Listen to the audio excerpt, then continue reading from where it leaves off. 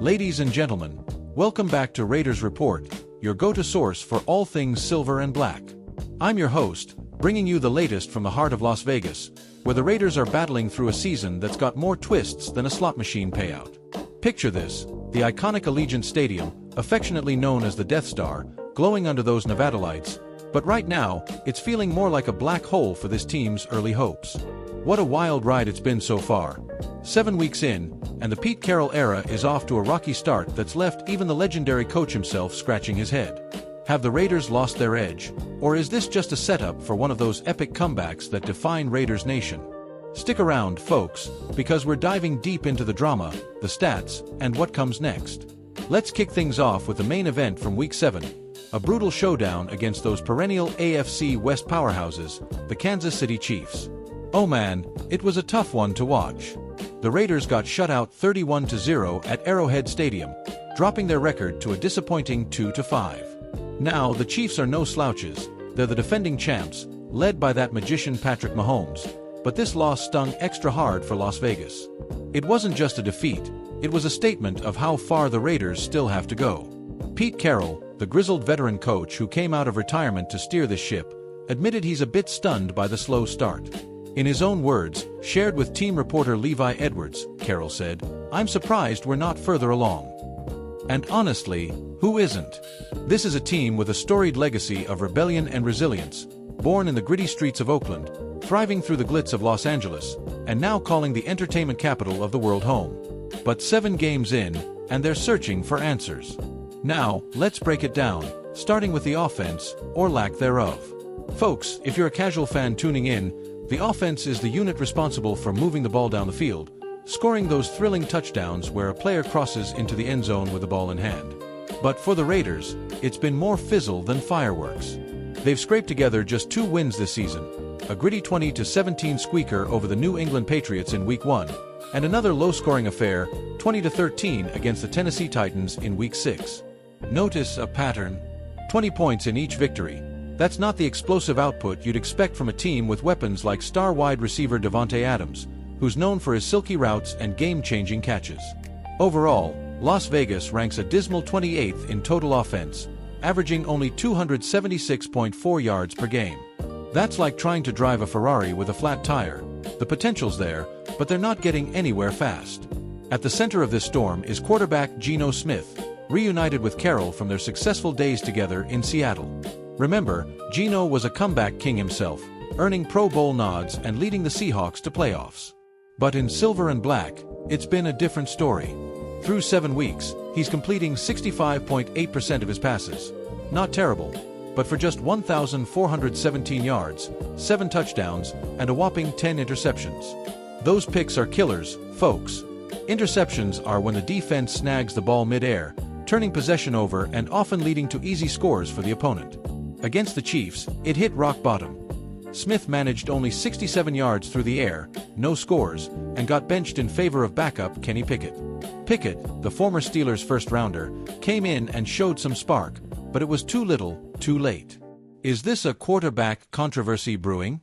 Carroll's not saying yet, but you can bet the bye week in Week 8 will be filled with tough conversations in the film room. Shifting gears to the defense, that's the squad tasked with stopping the other team, featuring beasts on the defensive line who rush the quarterback and tackle runners. The Raiders' D ranks 18th overall, allowing 328.6 yards per game, which is middle of the pack. But let's not sugarcoat it, they've had some ugly moments. Before the Chiefs hung 31 on them, they surrendered a whopping 40 points to the Indianapolis Colts in their previous loss. That's not the shutdown unit we've seen in flashes, anchored by edge rusher extraordinaire Max Crosby. Crosby, with his relentless motor and that iconic mohawk, is a throwback to the Raiders' tough guy ethos. Think back to legends like Howie Long or Ted Hendricks from those Super Bowl winning teams in the 70s and 80s.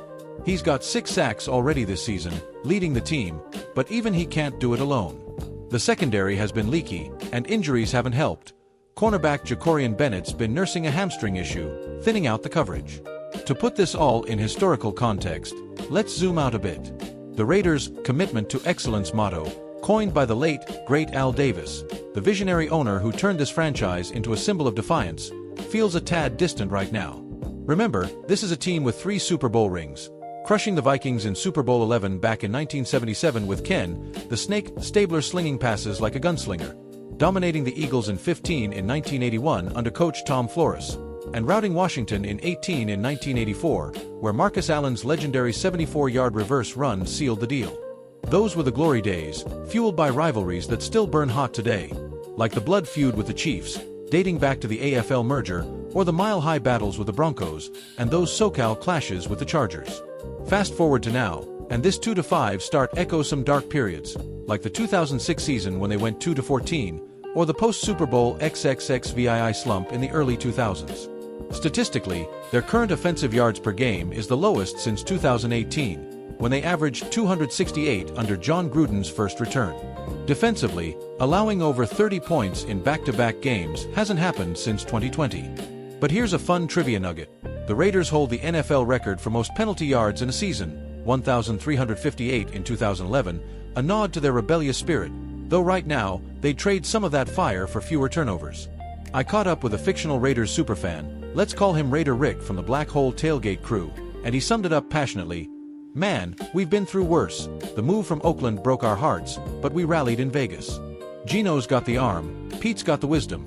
They just need to sync up like Stabler and Biletnikoff back in the day. Raiders Nation ain't quitting. Spot on, Rick. And imagine what current star Davante Adams might say in a post-game presser. It's frustrating, no doubt. I've caught passes from Aaron Rodgers, one of the all-time greats, but here in Vegas, we're building something special. We just need to execute, block out the noise, and let that pirate flag fly high. On the coaching side, Carroll, with his 2 national titles at USC and that Super Bowl win with Seattle, brings a wealth of experience. His philosophy of always compete fits the Raiders like a glove. Al Davis would approve. But tactically, they've got to shore up the offensive line. It's been Swiss cheese, allowing 22 sacks so far, 4th most in the league. Compare that to the Chiefs' line, which has given up just 10 night and day. And don't get me started on red zone efficiency. The Raiders are converting only 45% of trips inside the 20 into touchdowns, while league leaders like the Eagles are at 65%. That's leaving points on the field, folks. Looking ahead, the implications are huge.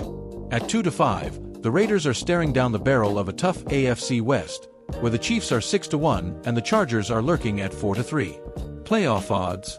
Slim, but not impossible. Remember the 2021 season when they snuck in at 10-7 after a mid-season surge? The bye week couldn't come at a better time. It's a chance to heal up, tweak schemes, maybe even give Pickett more reps if Smith doesn't rebound. Expert opinion from around the league, like Sports Illustrated's Albert Breer, who's been breaking down matchups, suggests the Raiders need to lean into their run game more. Rookie running back Zamir White has shown flashes with 4.2 yards per carry, but he's underutilized at just 12 touches per game. Pop culture tie-in, this slump feels like a plot from Any Given Sunday, that Al Pacino football flick where underdogs rise up. Or think of it as the Raiders channeling their inner Rocky Balboa, down but not out. Predictions time. Coming off the bye, they face the Jacksonville Jaguars in Week 9 at Allegiant. The Jags are 2-5-2, struggling with Trevor Lawrence's inconsistencies, so it's a winnable one.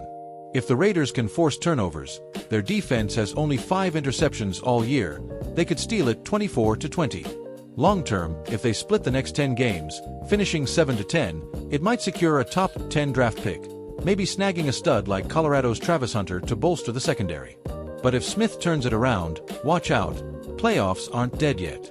The AFC is wide open beyond the top dogs. Wrapping this up, Raiders fans, hang in there. This team's got the heart of champions, from the days of John Madden barking orders on the sideline to today's Warriors like Crosby terrorizing QBs. The Death Star will shine again. It's in our DNA. Tune in next week for updates from the bye, and don't miss that Jaguars clash. Get your tickets, fire up the grill, and let's raid. This is Raiders Report signing off. Stay committed to excellence.